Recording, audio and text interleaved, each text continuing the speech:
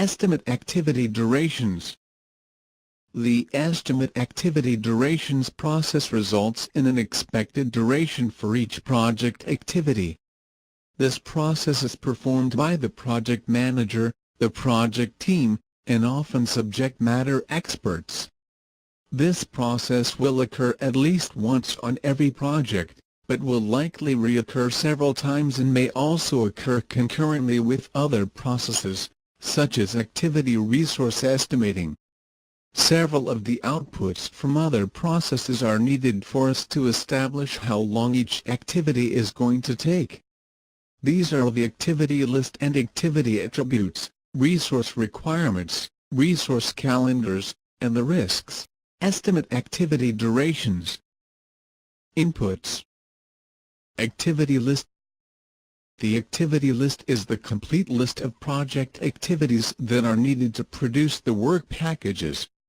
It's decomposed from the WBS work packages. It's the source document this process needs to identify what resources are required. Activity attributes. The activity attributes document is a companion to the activity list. It provides sufficient detail to fully describe the activity, and any supplementary information about activity, such as its relationships, constraints, assumptions, dependencies, and responsible people. Activity resource requirements. The activity resource requirements document describes the resource needs at the activity level, which can be aggregated up to the work package level. It focuses on the resource types and quantities needed. Resource calendars. This may be one or more calendars that identify when people, equipment, and material are available and for what lengths of time. For example, a resource calendar would indicate when supplies were expected to arrive and in what quantity. There is also a composite resource calendar that shows the availability of named human resources on the project as well as their skills. These calendars are useful during duration estimating because scarcity or unavailability of resources may increase the duration of activities. Project scope statement. Assumptions and constraints are factors in activity durations.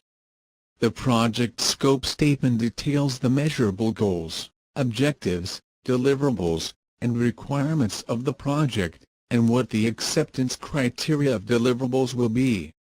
It also describes the work required to meet all objectives and deliverables of the project, and it also contains milestones, assumptions, risks, and costs. Enterprise environmental factors. Any of the many enterprise environmental factors and systems that influence the project should be considered when estimating activity durations. These factors can include its personnel, its organizational culture, its tolerance of risk, and its formal and informal hierarchy. Organizations may also have custom or commercial analytical databases that can include cost estimating, risk, or demographic data. Organizational process assets. Organizational process assets are the source of existing policies, processes, organizational data and knowledge. These assets include the entire collection of formal and informal methodologies, policies, procedures, plans, and guidelines, as well as the organization's knowledge base, which includes historical performance data, labor information, service and maintenance history, issue and defect history, project files, and financial data. Estimate activity durations. Tools and techniques. Expert judgment. Expert judgment is based upon the experience and knowledge of subject matter experts. It's used to assess and evaluate the inputs and the information they contain. Analogous estimating. Analogous estimating is a form of expert judgment that uses similar activities from past projects to provide duration or cost estimates. Parametric estimating. Parametric estimating uses mathematical formulas, usually involving quantity and productivity rates, to determine estimates. 3-point estimates. 3-point estimates provide a weighted average that helps level out some of the uncertainty in estimates. 3-point estimates use the optimistic, pessimistic, and most likely estimates. Reserve analysis. Reserves are time or cost buffers in the project schedule or budget that help the project respond to uncertainties. Reserve analysis monitors these buffers and will use, reduce, or eliminate them based on the current situation. Estimate activity durations. Outputs. Activity duration estimates. Activity duration estimates are the work periods required to complete a scheduled activity. There are many factors that influence duration, including resource availability, multitasking, and risks. Project document updates. Estimating activity durations may result in updates to project documents, including constraints, assumptions, and activity attributes. Effort and duration.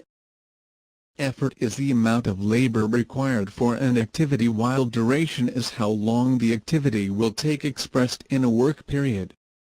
The effort needed for activities was estimated through the activity resource estimating process and is shown on the activity resource requirements document. Duration is not just the effort converted into a different working time period. Though directly linked to effort, duration is usually longer because of non-project time that is part of most people's working day. Since activity durations are the basis for the schedule, inaccuracies will result in an unrealistic schedule, so below are some generalizations affecting duration estimates that will help us establish better durations. Number of resources.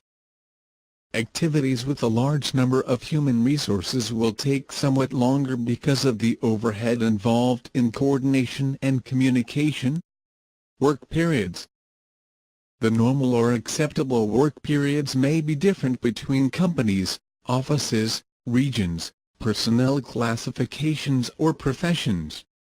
Regulations may also be applicable which limit the work periods for some resource types. Multiple shifts. Productivity levels are usually different between shifts for the same resource type. Resource allocation. Most resources will not be able to devote their entire working day to project work. This is true in any organization structure, but more of a factor in functional and matrix organizations. Resource types. Though experienced resources may be more efficient than those with less experience, resource availability or cost factors will influence what resource types can be used on which activities. Sometimes it's necessary to opt for less experienced personnel because of availability or scarcity, meaning it'll usually take them longer to perform the same tasks. Risk factors. Risky activities need undertaken with more attention to detail, which likely means longer efforts and durations. Multitasking. Multitasking is a productivity loser, but it can always be avoided.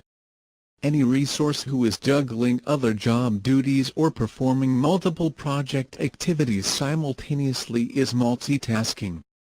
When we cannot rearrange the person tasks to eliminate multitasking, we need to allow longer durations for those resources activities. Funding limits. Calendar-based funding limits, either established by the customer or performing organization, may restrict when work can be performed and can affect durations. For example, if the budget limit for November is $25,000, but there is $30,000 of scheduled activities planned, $5,000 of those scheduled activities is going to have to be adjusted, either by rescheduling the start date or limiting the number of resources performing those activities, which will increase duration. Parkinsons Law. Another contributor to inaccurate duration estimates is a situation known as Parkinson's Law. Parkinson's Law states that work expands to fill the time available. This means that if we estimated an activity will take 2 weeks, it'll end up taking 2 weeks even if it could have been finished in 1. This is not due to deliberate misinformation on anyone's part. For example, our 2-week estimate might have included padding because we know some other things are also due during that 2 weeks, or we might have allowed extra time for risks that we knew might be involved in the activity. We might also have just wanted to be absolutely sure we would meet the deadline, so we gave ourselves several extra days. But the problem that arises from Parkinson's Law is that even when this padding is done with the best of intentions, it results in additional time that is invisible and unaccountable. As project managers, we have no real idea whether the activity indeed took 2 weeks or only 7 days. And this not only makes the activity durations on our project inaccurate, but could lead to inaccuracies in other projects which rely on our project for historical data. Estimating techniques. There are 3 estimating approaches that can help make duration estimates more accurate. These are analogous estimating, parametric estimating, and 3-point estimates. Analogous estimating is a form of expert judgment that relies on the duration from a similar past activity to predict how long another activity will take. Care must be taken when using historical information from other projects because an activity can sometimes appear similar in project documentation but have actually been much different or have been performed under much different circumstances. For example, the experience level of the other project team may have been lower or there could have been hidden padding in the activity's duration. Still, analogous estimating is more accurate than estimates from the project team or expert judgment alone. Parametric estimating uses mathematical formulas as the source for duration estimates. It isn't applicable to all activities, but it can be used when the quantity of work and productivity rate are known. For example, if brochures can be produced at the rate of 1,000 per hour, it will take 10 hours to print 10,000 brochures. As long as other activity factors and attributes are also taken into consideration, parametric estimates can be very accurate. We have to account for uncertainty in our estimates, and so it's common to use pessimistic, optimistic, and most likely values. Pessimistic is the worst-case scenario, optimistic is the best-case scenario, and the most likely estimate is the one based on a reasonable situation. Standard deviation and 3-point estimates can be used when the estimates that are coming from team members for the same activity are varying widely. Standard deviation identifies how diverse the data population is. A high standard deviation indicates a lot of uncertainty in the estimates.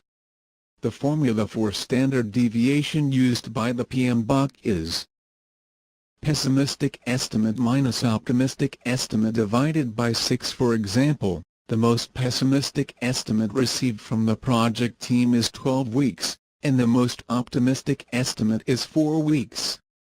The standard deviation for this activity is 1.33. 12 minus 4, divided by 6 equal 1.33. Some of the uncertainty in estimates can be factored out by using 3-point estimates. The 3-point estimate, sometimes referred to as PERT, uses the 3 estimates and applies a mathematical formula. The result is a duration estimate that is a weighted average. The formula for a 3-point estimate is pessimistic estimate plus 4 most likely estimate plus optimistic estimate divided by 6.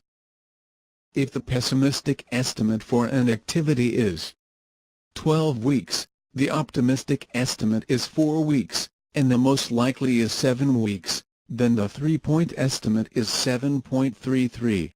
Reserve analysis. Another scheduling tool that can be used is reserve analysis. Reserve analysis looks at various factors in the project, such as risks and overall uncertainty, and sets aside separate contingency reserves, time reserves, or buffers that can be drawn from if activities exceed their duration. Buffers can also achieve more accurate estimates by moving the padding out of the activity and into a separate bucket where it can be better managed. Any buffers and the reasoning behind those buffers need to be fully documented. Whether this reserve time is added to the schedule as a whole, to individual activities, or to crucial points within the schedule depends upon the project manager and his or her scheduling approach. But wherever they appear in the schedule, the best reserve amounts are ones that give just the right amount of breathing room, because reserves needs constant monitoring, as unexpected items may draw down the contingency reserve too much or an excessive reserve may never be needed.